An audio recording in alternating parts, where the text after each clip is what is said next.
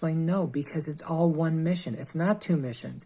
The same person had to take us out of Egypt and give us a Torah to emphasize that it's all one mission, all one process of redemption.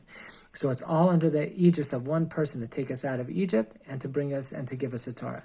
And that's how we have to view Yiddishkeit, is that it's actually a sense of empowerment and freedom. It's not limitations. It's not rules and laws. And if I was really free, I'd do whatever I want on Saturday and I wouldn't put on tefillin if I don't want to. No, it's a matter of God now giving us a capacity to infuse our life with holiness. That's what Chazal tells us in Pirkei Avot. Ein ben chorin elamisha osik b'talmud Torah. Who's a truly free person? Someone who learns Torah and is able to put boundaries on themselves and is able to control themselves and is able to realize how to live a life of higher meaning. In fact, that's also what David HaMelech says. We say this in Hallel when he says, Ani avdecha ben amatecha, I'm your servant, Hashem, the son of your maidservant, pitachta l'mosera, you took off my shackles. Wait a minute, the rabbi said, what does it mean? You're saying I'm your servant. How does that equate with taking off the shackles? A servant seems to be someone who's bound by shackles. No, David HaMelech is saying, by being your servant, you've freed me. You've given me a chance to connect to you and to live a life of higher purpose.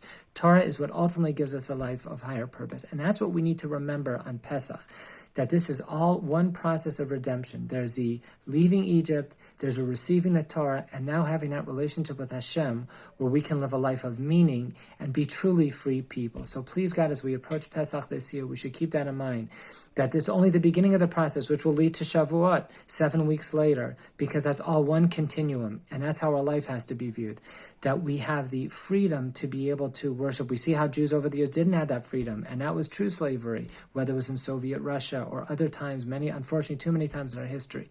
But what always gave them that sense of hope was that connection to Torah and to Judaism. That's what kept their spirit free. Anyway, I wish everybody a wonderful Pesach. We should pray for good things and peace in the world, and to live a life of meaning and continue to draw strength and inspiration from Stealing Torah. And Jack Stepner.